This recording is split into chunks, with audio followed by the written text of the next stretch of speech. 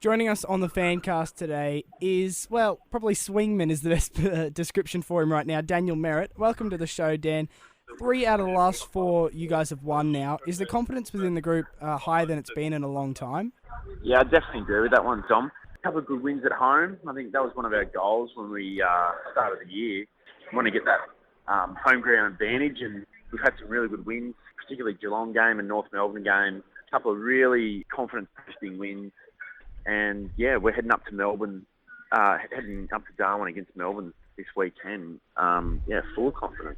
I know it's not a home game this weekend, Dan, but Vossi mentioned earlier in the week at a press conference of his how important that home crowd has been, particularly in those 2 big comeback wins. How long has it been since you've had that feeling at the Gabba where you could feel the crowd sort of, I guess, helping you get over the line?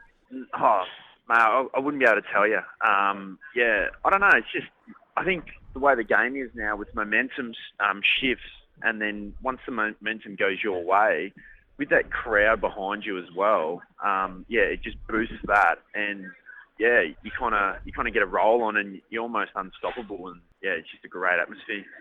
Brad Scott called you guys a momentum side in his post-match press conference, I think it was. Do you like that tag, or are you guys really trying to shake that one and become a real 4-quarter consistent effort side? Yeah, I don't know. I suppose you almost go forward in the season like as underdogs. I don't mind having that tag a little bit, and I suppose the more people talking about you. I think we found out when we won the NAB Cup, the Bulldogs were almost waiting for us in round 1 and gave us a really good touch-up. So if you sneak under the radar a little bit, definitely an advantage. Dan, let's get to your position on the field, mate. You've gone forward the last couple of weeks. Position that you played a lot last year. How have you found that this year after playing defence for so long, being swung forward? I think it's definitely an asset to the team.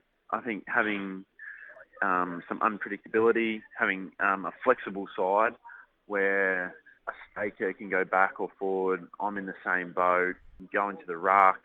Louis goes forward. Yeah, even Joel Patfull's played a little bit forward as well. So I just think that unpredictability of how the side's going to look, and if we do need a spark or a change up during the game, we've got that ability to do so.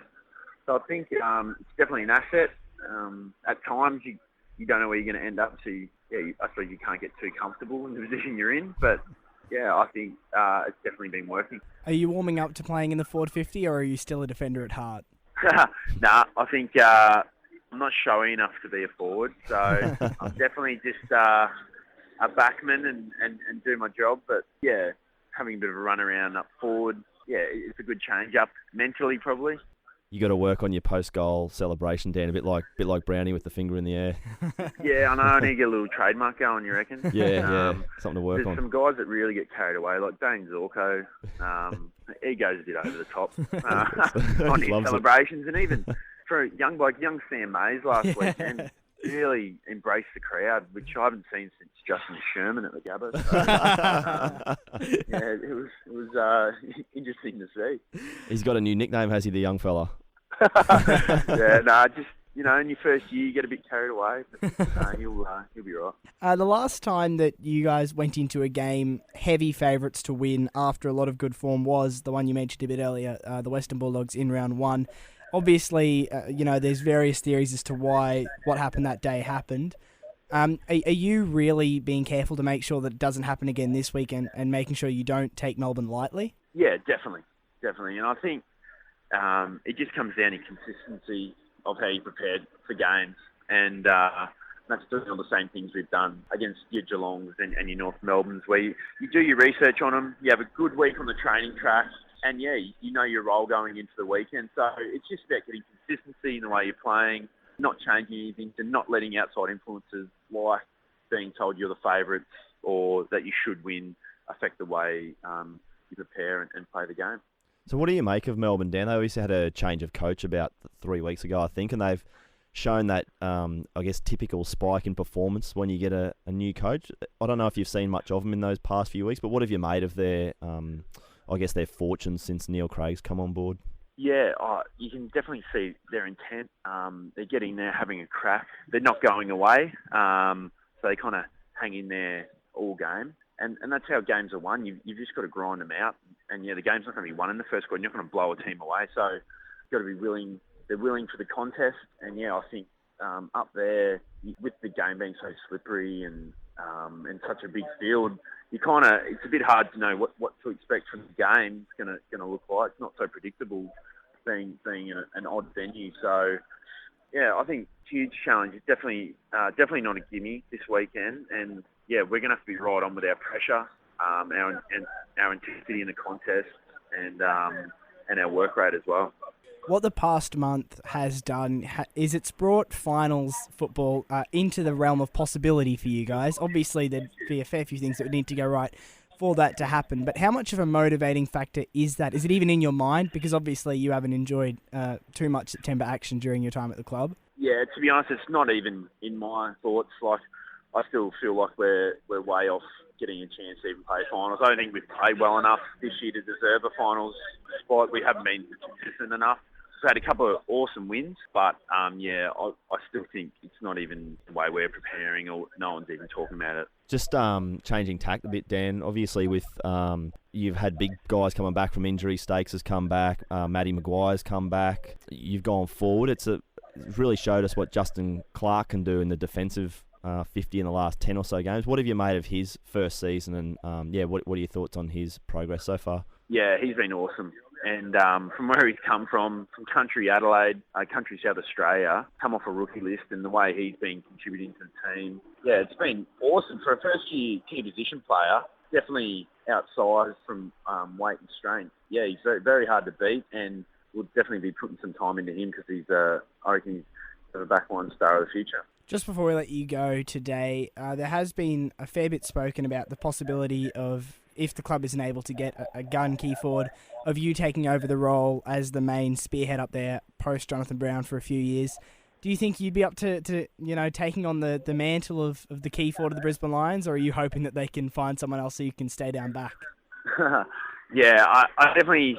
I'm not sure you'll ever be able to replace Jonathan Brown, but to take the number one key position, we'll probably have to, I reckon, look outside the club. We've got some great young forwards, like Jordan Lyle last weekend kicked 7 and had 37 touches in the reserves. But from that number one replacement, I think we'll probably have to look outside the club, and then the rest of the guys, like myself, would just play that secondary role and backup role. So I don't know. I suppose I could maybe finish my career in the forward line, but at this stage, I think I'm definitely a backman at heart, and that's probably my best position. So, Dan, just when you say the club should possibly look outside to find that real big key spearhead, are you talking about a young player there? Because we've heard a lot about the kid from Victoria, Tom Boyd, in the draft, or do you think you need someone with a bit more of a hardened body and experienced body that you need to look to pick up there? Probably for the future.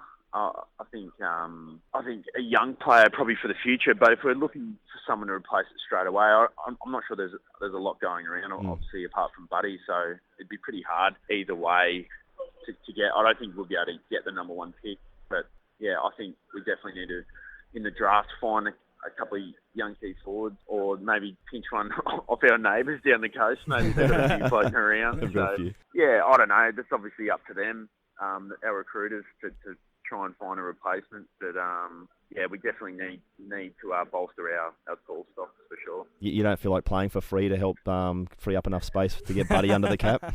Yeah. Well, thanks for joining us on the Fancast today, Dan, and all the best this weekend against the Demons and for the rest of the season. Hope you can keep the good form going. Yeah, no worries. Thanks, boys. Looking ahead to this week for the Lions, the reserves are up against the Northern Territory Thunder. It's a Saturday game, 3:30 is the curtain raiser, obviously up in Darwin. I don't imagine many listeners will be able to get to it, but you can live stream it through neefle.com.au. The details are there.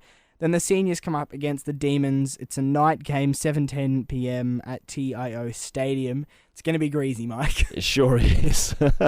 We've just touching on it before we came on air, Dom, said that matches up the Gold Coast and the Gabba are often greasy, aren't they? Because it's humid in southeast Queensland, and it's going to be that probably times 2 or times 3 in Darwin. Yeah. So it might not be a great spectacle, and that's why it's going to be you're going to have to crack in and really earn your touches. We'll be back next week to preview the Port Adelaide game, which is possibly the most important game of the year for us. Fingers crossed, if they win this weekend, that's going to be a monster game. It's going to be enormous. We'll see you then. Bye. See ya.